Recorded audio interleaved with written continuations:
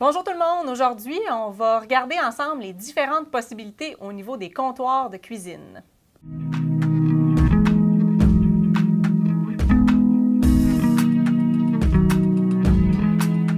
Il y a vraiment beaucoup d'options qui s'offrent à vous quand vient le temps de choisir votre comptoir. On va commencer avec la première grande famille, celle en première place des podiums au niveau popularité actuellement dans le monde de la cuisine. Vous le connaissez probablement, le quartz. Le comptoir de quartz est extrêmement populaire de par sa facilité d'entretien.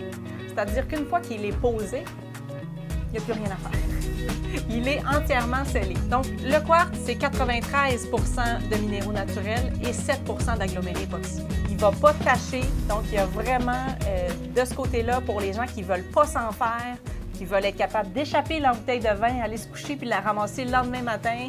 Le quartz est idéal. L'autre avantage au niveau du quartz, c'est au niveau de ses finis. Il y a une grande sélection de couleurs disponibles. Que vous ayez une cuisine moderne ou une cuisine classique, vous allez trouver chaussures à votre pied, assurément. Pour choisir un quartz, c'est hyper facile. Pas besoin de se déplacer non plus pour aller choisir sa slab. L'échantillon que vous voyez, c'est exactement ce que vous allez recevoir, ou à peu près, donc sur des grandes slabs de 4 par 8. Donc, après le quartz, l'autre matériau qui est fort utilisé au niveau de la cuisine, c'est le granit. Le granit, c'est une pierre entièrement naturelle. Elle a perdu un peu de sa popularité pour la simple et unique raison, bon, un, le style, mais deux, il y a un entretien à faire au niveau du granit. Vous allez devoir sceller votre granit, si c'est ce que vous voulez, une fois par année. Et comment vous allez réussir à rentrer ça dans votre horaire? Je le sais pas, mais il faut le faire. Je fais des blagues parce qu'honnêtement, c'est pas ça qui va vous faire choisir entre un et l'autre en temps normal. Le scellant, c'est un spray comme ça ici. Ce qui va vous faire trancher entre le quartz et le granit, c'est vraiment au niveau de son fini parce que le granit a un grain qui est très particulier. Vous allez le voir ici. Donc, il y a un grain qui est très présent. Il va être beaucoup plus tacheté, par exemple, que le quartz ou que le marbre qu'on va voir plus tard. Donc, vous voyez ici, on a une certaine sélection, mais bien entendu, on a des granites qui vont venir du Brésil, des granites qui vont venir d'Italie, des granites du Québec. C'est une autre particularité de la pierre, en fait, c'est que c'est sûr que tout dépendant de sa provenance, au niveau des coûts, il va y avoir une certaine différence. Je vais enchaîner maintenant avec un comptoir pour personnes averties, c'est-à-dire le marbre.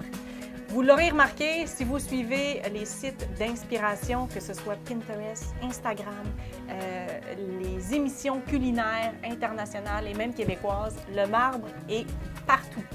Pourtant, il n'y a pas beaucoup de fournisseurs qui vont vouloir vous suggérer ça au niveau de la cuisine parce que c'est extrêmement poreux. Alors, tout à l'heure, quand je vous disais que vous pouviez échapper une bouteille de vin, aller vous coucher puis venir la nettoyer seulement le lendemain matin, pas ça du tout avec le marbre. C'est-à-dire, traînez votre sous-verre et mettez vos nappes en plastique quand vous recevez de la petite visite parce que ça se peut que vous repartiez et qu'il y ait des taches. Le marbre, il faut être conscient que si on a un plat qui est trop lourd, ça va venir graffiner notre pierre. Là, je vous ressens reculer sur votre chaise. Vous avez peur, mais c'est sûr qu'il faut comprendre que c'est un matériau qui va gagner à être patiné avec le temps. Oui, il va y avoir quelques graphings, il va y avoir quelques endroits qui vont être matifiés. Il ne sera pas parfait, mais il va avoir une vie qui va être drôlement intéressante. C'est un matériau coup de cœur. C'est un matériau qui va générer énormément de chaleur dans une pièce. Donc, il vaut parfois le coup de passer par-dessus ces petits caprices. Pour ceux là, que j'ai perdus avec mon minimum d'entretien ou avec les caprices du marbre, il y a un nouveau matériau sur le marché depuis quelques années, l'indestructible des familles, le terminateur du comptoir, le Decton. On le voit tout juste ici. Donc, c'est un mélange chauffé à très haute température, un mélange de matériaux qui comprend le verre. Vous pourriez le mettre à l'extérieur, par exemple. Les transitions là, du Québec, formidable, de moins 30 à plus 30, aucun problème. Au niveau du UV, il est complètement résistant. Jamais il va y avoir de changement au niveau de la coloration. Je vous dirais que le seul bémol, comme designer, il y a une très belle sélection de couleurs, mais la sélection est encore à travailler, un peu comme quand le quartz est sorti il y a de nombreuses années. Les couleurs restent à être développées.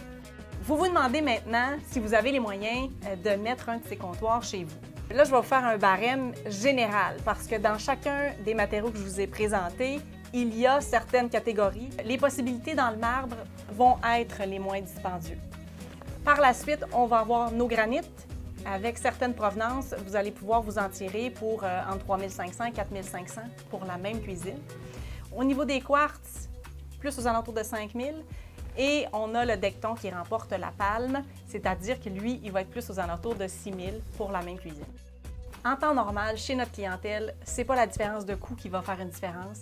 C'est vraiment un coup de cœur, que ce soit pour une veine dans le marbre, que ce soit le fini au niveau du granit, que ce soit une couleur au niveau du quartz ou le non-entretien du Decton. Le client se laisse séduire et c'est ce que ça prend pour aimer sa cuisine à long terme.